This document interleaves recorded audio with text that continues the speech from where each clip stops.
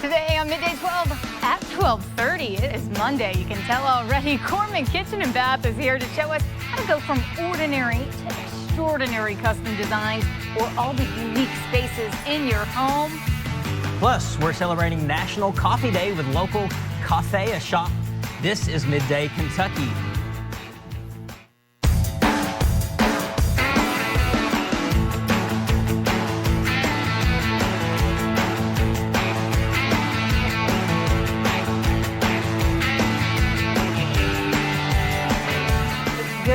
Afternoon. Happy Monday. Thanks for joining us on Midday at 12:30. I'm Amber Freeman. And I'm Adam Banks. And it is Monday. Yesterday was National Coffee Day, but I don't know about any of you or you, but every day is National Coffee Day in my life.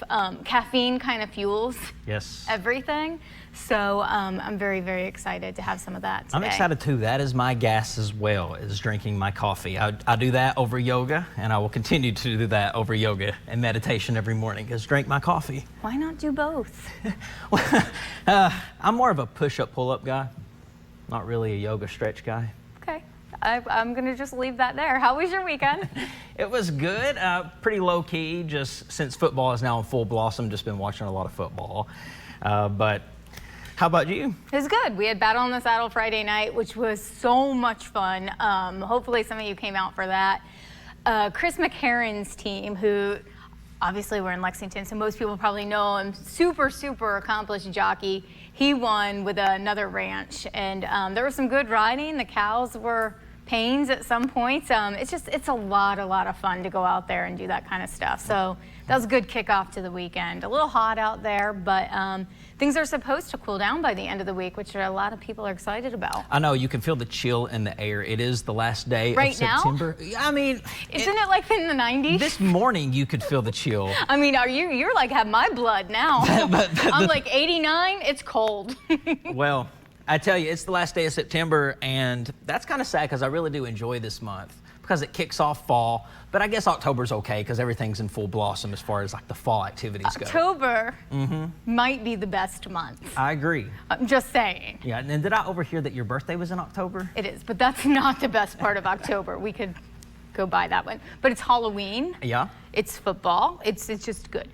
Pretty colors, all that kind of stuff. Out in Colorado, this past weekend, they have the beautiful aspens that change. And their fall with those colors is so quick because it goes to winter fairly soon. So they have colors weekend.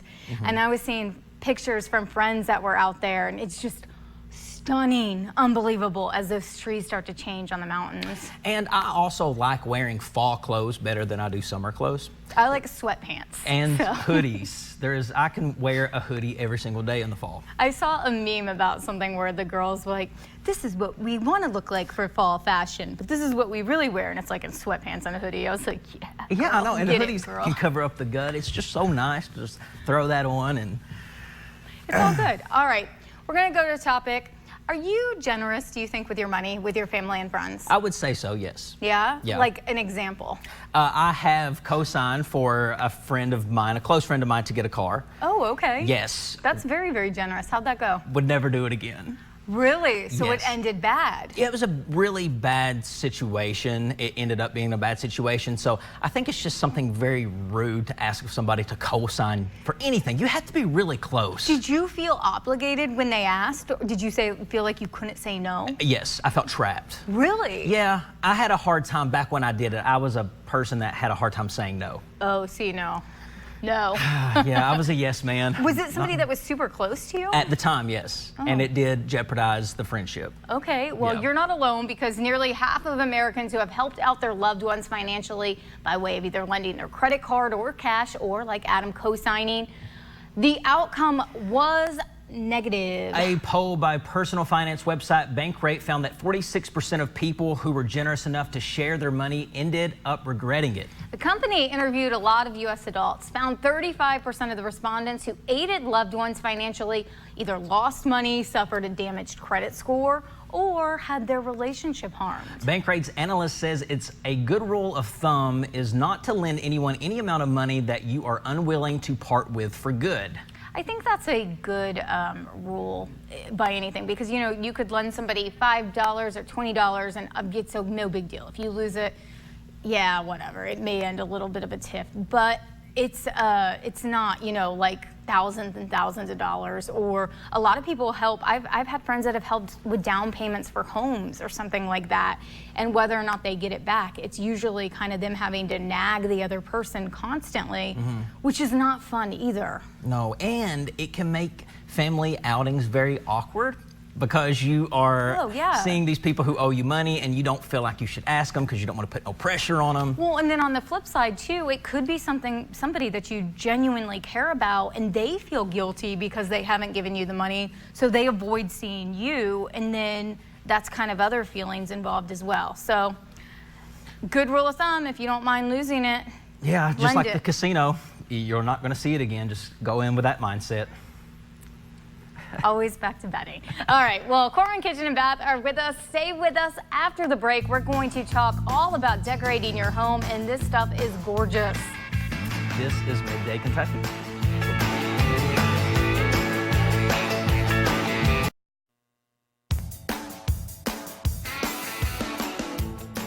Thanks for staying with us. All right, we talked about it yesterday. It was National Coffee Day, but in our lives, every day is coffee day. What better way to kick off the week and celebrate with some baristas from Coffea? Zoe and Maggie are here to tell us about their signature lattes and much more. Welcome to the show.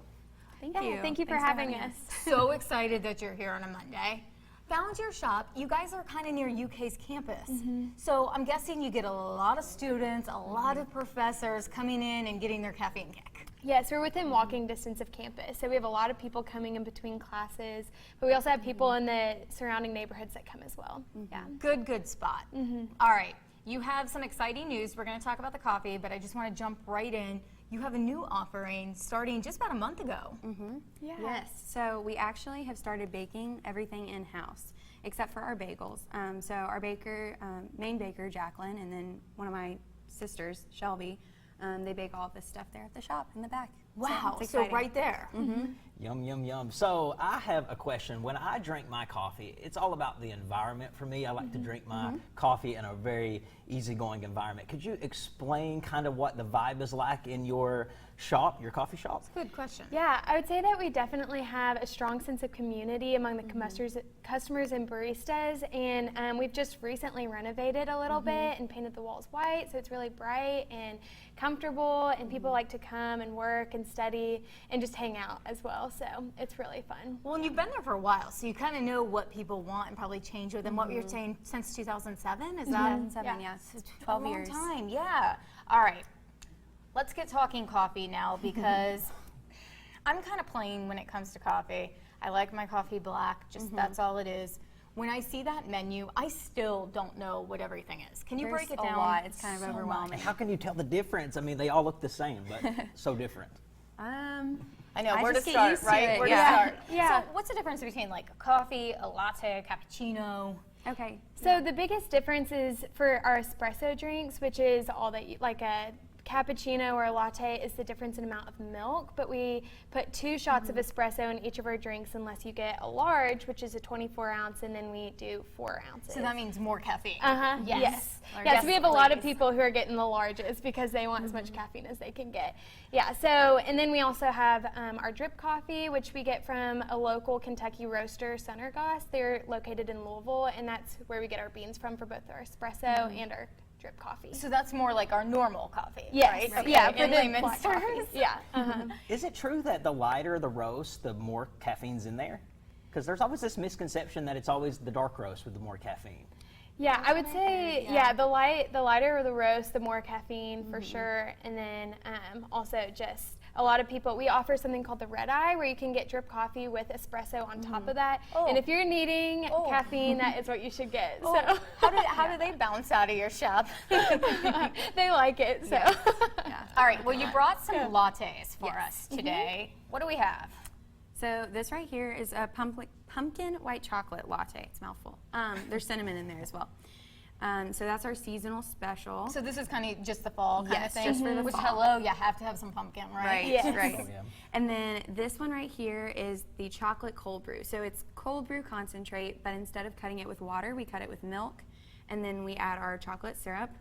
And then this is a honey bear latte, and that's probably one of the most ordered of the signature lattes. Is it because of the name? Probably. It has honey and vanilla. It's pretty good. Okay, Yeah. we'll try that. And then this one's a turtle mocha, which has dark chocolate and caramel. So what exactly is a latte? Again. A latte is espresso and milk, and so we can steam it and make it hot. Today we just brought ice drinks because it's so hot outside.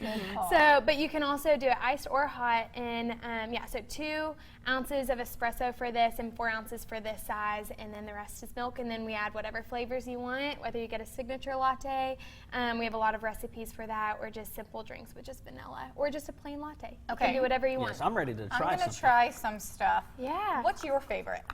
Yeah, so I really like the honey bear, the That's good. honey and vanilla. It's just very simple but sweet, and yeah, that's one of our most popular. And the turtle mocha is also one of the most popular as well, for sure. The turtle mocha right here? Yep. What's the caffeine level in this? We got, I think we have, There's 2 shots There's of a lot. espresso in that. Yeah, a lot. This pumpkin one's really good, and I'm not one of those like pumpkin people. Right. But you guys offer a lot. We're definitely going to get into this. This coffee cake looks phenomenal. It's very good. That's probably the most popular of the new baked goods. And you're not just open to students. Where can we find you? Everybody's invited. Yes, it's 385 Rose Street. 385 Rose Street, open all day long. Go visit Maggie. Go visit Zoe. Thank you so much for being here. Have a great Thank you for Monday. having us.